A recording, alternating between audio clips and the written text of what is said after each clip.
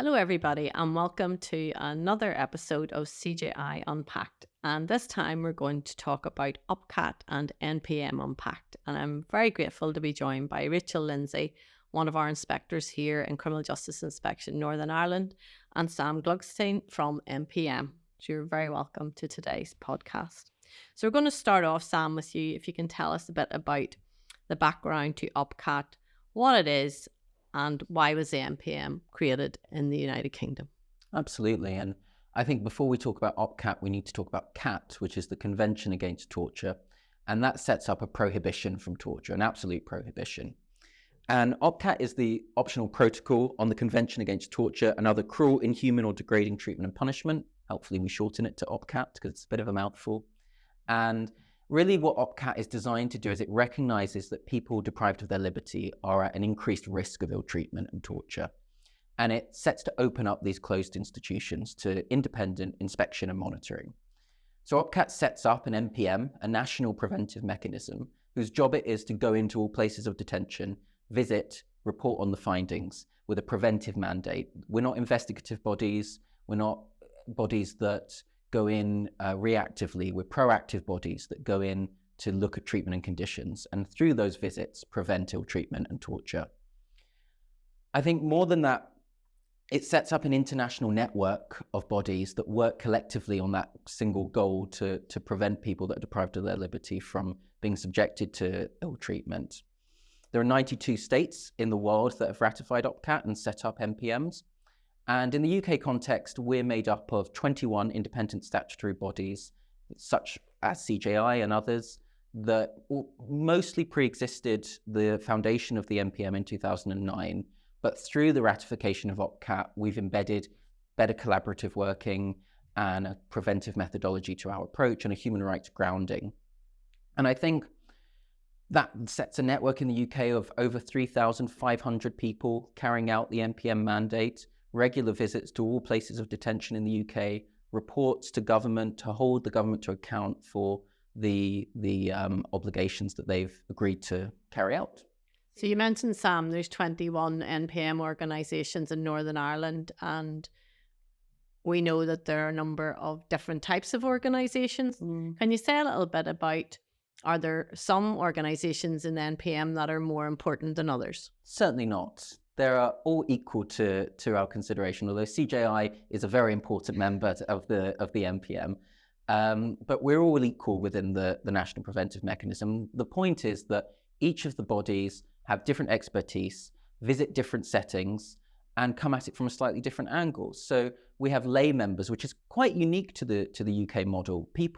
Committed people who are not paid and are from the community, from different professional backgrounds and volunteer backgrounds, public appointments, who go in and look at treatment and conditions regularly to prisons and police custody and other settings. And we have the professional inspectorates. And I guess we call that the breadth and depth model. So we have monitors who go in and carry out a breadth of monitoring over regular visits over a period of time. And then we have the inspections that will go in less frequently, but take a real deep dive into an establishment. And I think that really gives us a good look at a place, and we're able to monitor a place over a long period of time. And the ability in the UK model is unique internationally. We don't see 21 bodies across the United Kingdom, 21 bodies in an NPM that regularly, although there are multi-body NPMs across the world, but not quite as many as we have. But what that gives is that kind of shared expertise, shared learning, and it gives us an opportunity to sit back and look at what the systemic issues are and really hold the state to account for what we're picking up. And I think just one more thing I would say to that is I speak to colleagues internationally whose NPMs are small. They're often just some lawyers, maybe a doctor going into all places of detention. The UK NPM has such deep expertise in all the areas that we look at, and it's a real bonus of our model that we have people that are absolute experts in their settings, absolute experts who've been doing this for a long time, combined with people with fresh eyes coming in from different settings, that gives us a real level of assurance that our scrutiny model is a good one. I suppose it is about the power of the collective. Absolutely. And that we work much better together. Yes. And learn from each other. I want to bring in Rachel here. Rachel, you chair the Northern Ireland subgroup of the NPM. Can you tell us a bit about that and what that means for you as chair? Yeah, so since the inception of the NPM in the UK, there have been different subgroups looking at thematic topics like children in custody or mental health in custody. And a number of years ago, a subgroup was established in Scotland for all the members of the NPM who were based in Scotland and covered places of detention in Scotland. So the establishment of a Northern Ireland subgroup has been in discussion for quite a number of years, and I felt really strongly that it was an important thing for us as a devolved jurisdiction with a small group. There's just 4 NPM members, but all hoping to improve conditions for detainees in Northern Ireland. So we established the group last year with our 4 members, and we've had regular meetings since then and really coming together, sharing information, looking at what we can do to work better together, and you know, more of a focus with government and officials here about what's happening on the ground in Northern Ireland. So can you tell us a bit about the membership and how that relationship works about raising awareness of what the NPM is and what it means for Northern Ireland? Yeah, so within, as I mentioned, there's 4 bodies. CJI obviously is one of them, and we cover justice, places of detention in justice organisations. So the prison service, police custody, court custody, and the Juvenile Justice Centre for Children. We do those inspections alongside partners from the Regulation Quality Improvement Authority, RQAA, who have the remit to inspect healthcare more broadly, but particularly in places of custody. So those places of detention, as I've mentioned, but also healthcare, the healthcare settings, which are for people held in secure conditions. So learning disability, secure units, mental health facilities, and the Children's Secure Care Centre at Lakewood. The other 2 members, as Sam mentioned, are lay monitors. So the independent monitoring boards who visit the prisons regularly, all three of the establishments, and then the Northern Ireland Policing Board independent custody visitors. So volunteers who go in and visit police custody suites and undertake regular visits there. So the 4 organisations worked together prior to the establishment of the NPM and certainly before the establishment of the subgroup, but we see it as a way of having regular meetings, of collaborating, of understanding what the issues are and how we can support each other to work together to help create better outcomes for detainees.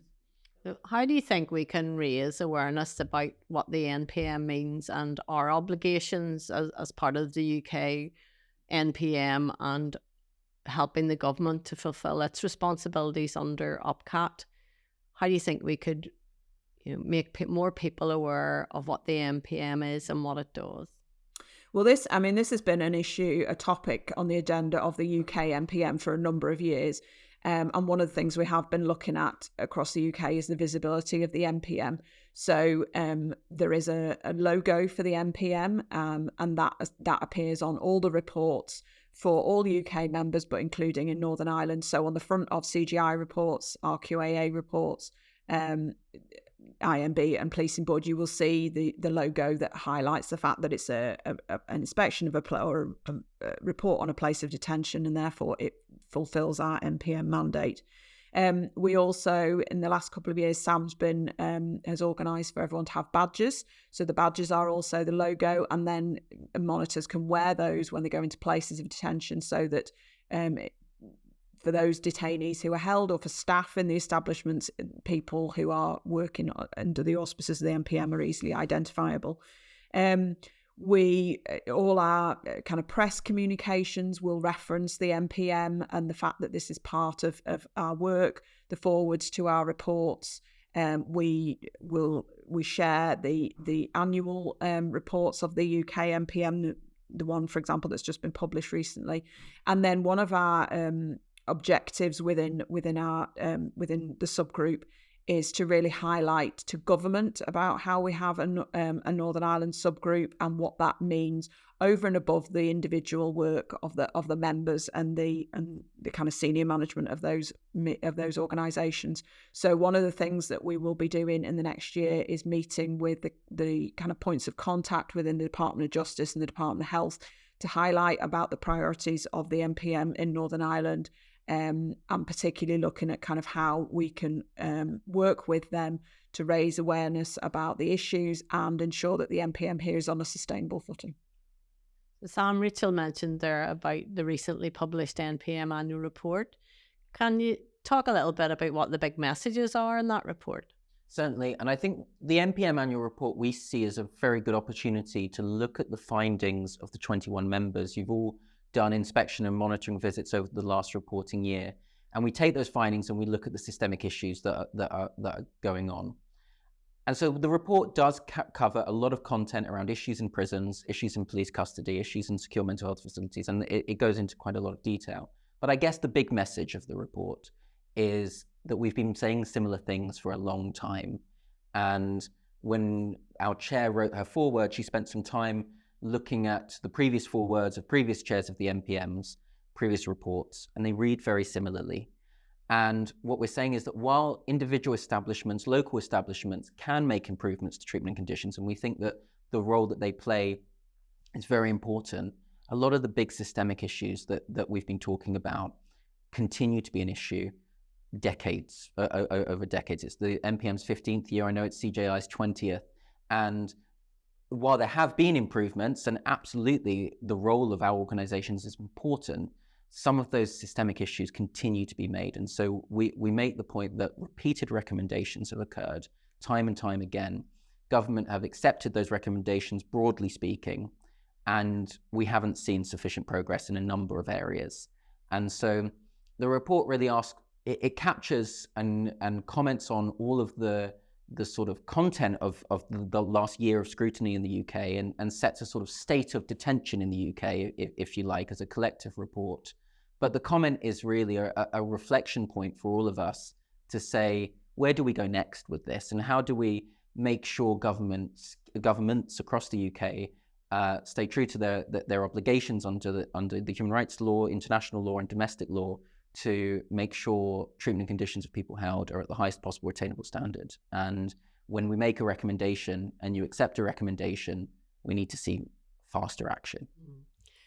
And you mentioned there about the changes over the last number of years, 15 years, and obviously we're in a situation now in a post-pandemic world where actually the prison population in the UK has risen and is rising.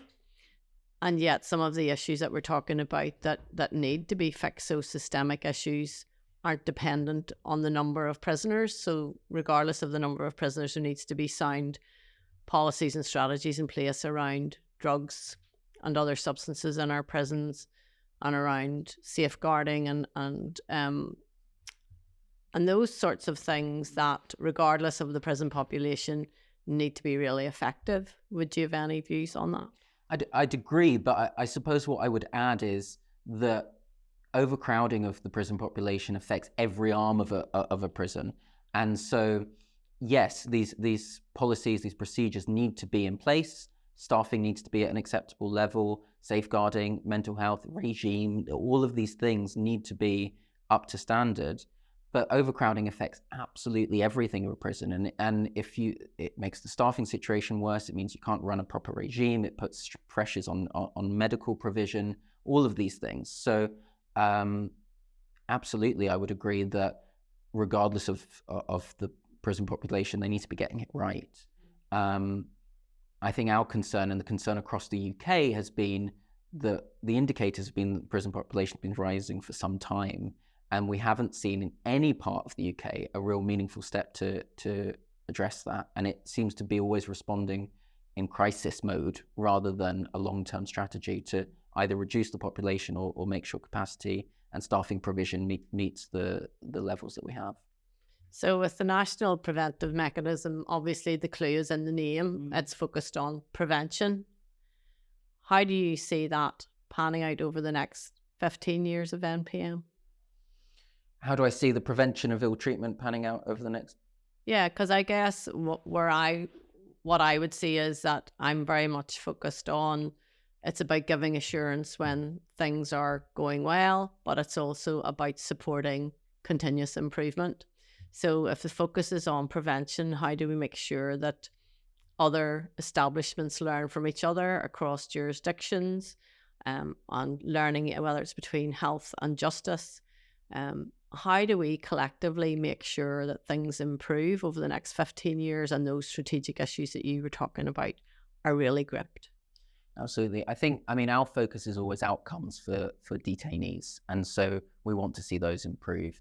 I think the NPM presents an opportunity for us to collaborate across the UK, across jurisdictions, and not just denounce where we see things going wrong, but share good practice. Where have we seen it go right? How can other establishments, other jurisdictions learn from each other? And I think the NPM presents a network to be able to facilitate that in a really meaningful way.